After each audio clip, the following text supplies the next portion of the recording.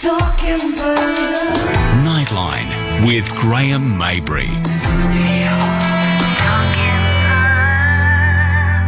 As you know, we've been bringing you up to date with some of the magnificent young people who were finalists and indeed winners in the recent Youth Awards, and it's time for you to meet another of them. As the first line of the citation on her Youth Award says, she's not your average university student. Although she is a university student at 18 years of age, Brianna Wimbridge is the principal of the Sparkle and Shine Dance School. She's studying for a Bachelor of Education. She aims to become a primary school teacher for children with special needs, and she's the winner of the Create Propel Youth Arts Award for 2012. Great to have you with us, Brianna. Congratulations. Thank you so much. Great, and again, a very worthy win. Before we come to Sparkle and Shine Dance School, take us a bit back through your own journey. Where does dance come from? How long have you been involved with that? I've been dancing since I was 2.5, doing baby boppers, because my mum put me in as our next door neighbours owned a dance studio. There you go. So cast in that model, and obviously, I mean, it's one thing for mum to put you in when you're little because you can't fight back, but you've obviously decided that this is your thing and you're staying. What do you enjoy about it? I guess I love just being on stage and getting everyone to watch something that I love and getting someone to share what I love as well. So first of all, then, did you kind of think perhaps my thing in life will be to be a prima ballerina, or was it classical ballet that you were dancing, or another form? I do mostly forms, so I do the jazz, the tap, the ballet, a bit of hip hop. I actually really wanted to go on the cruise ships and do the dancing and there so I could travel the world and do something that I loved. Well, so then that's still an aim? Well, with Sparkle and Shine now, I don't think I could leave it because it's everything to me. So really, what you're saying is this Sparkle and Shine experience has really overtaken any ambitions you had as far as dance yourself. Yeah, it probably has.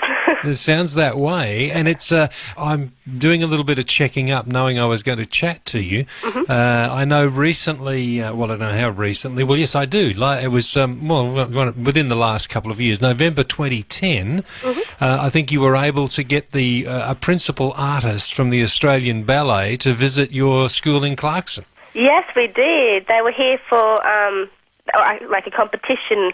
And unfortunately, we didn't win it, but they rang us up and said, we're here for another few days and we would love to come down and see your dance school. So she popped in and the kids loved it. Oh, I bet they did. Now, you were running this, though. That means at 17 years of age at least, or younger. When did you start it? It started quite a while ago when I was 6, and I was just helping out, being like a helper towards some of the children. Mm-hmm. And then for certain reasons, because that dance teacher left, I started running the classes, and then I left that dance school and the parents came to me and said, open up your own studio. And so then a few years ago, there's Sparkle and Shine just popped out of the blue. So Sparkle and Shine, though, is your creation? Yes. And you started that, I think, when you were about 16 years of age? Yeah, that's correct. And I think studying at St Mark's School back in those days? Yes, I was. There you go. See, we do our research. What was it set up to do? Well, mostly just to give children and older people with a disability a chance to have this fun and be on stage and show what they love to do, to give them a chance like everyone else gets. To shine. Exactly. Your mum was your inspiration in this. What's her connection to special needs? She had been a EA, so an education assistant, for her whole life with special needs children. And so on my pupil-free days from school, I used to love going into school with her, and I used to work with the children and play with them, and that's how I got the connection, like watching Mum work with them. That was just where I kind of fell in love with it. Special needs is great in one way in that it does categorise children without kind of in any chance of stigmas or whatever. But what sort of special needs do the children have that come to Sparkle and Shine? There's a wide variety because they can come with anything. We have some students that are just globally delayed. We have autism, cerebral palsy, Down syndrome. We cater for everything, just giving everyone a chance to shine. Okay, how much? How does such a thing work? How do you need one-on-one? How do you overcome the challenges of? Because I imagine, let's say, a child comes in with some developmental delay. That's one set of challenges. If they come in with cerebral palsy, well, of course they're very sharp, very intelligent. They're on the ball. It's just the body's not working properly. Yeah. That's another whole set of challenges. So how do you go about getting a program that suits everybody? Well, I myself work at the front so that everyone can see me, but then I have some lovely helpers, which are some of my friends and some students that I used to teach as well. So they're mainstream, and they come in and they help me each and every week. And so some students that may just need the supervision so they don't run around, maybe 3 or 4 of them will stay with one helper, and then those that need a one-on-one assistance will get their own assistance so that we can let everyone get to their best of their ability. And this is why you're working with a team of volunteers. Yes.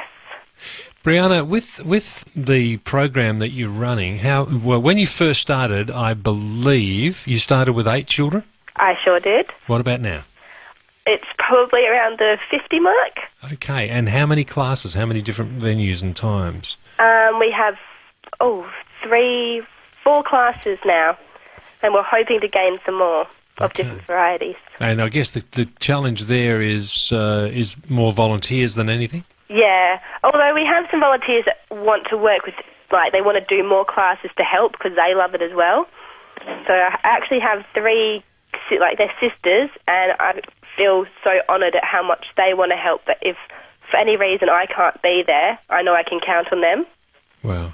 Tell us about, now we've discussed this a couple of times, I should say, earlier on Nightline in different contexts. We've talked to Ian Westrip, the director of the Stage Door School, but also about a group that he has started, IWP from memory, but that is using theatre skills and theatre opportunities for special needs children.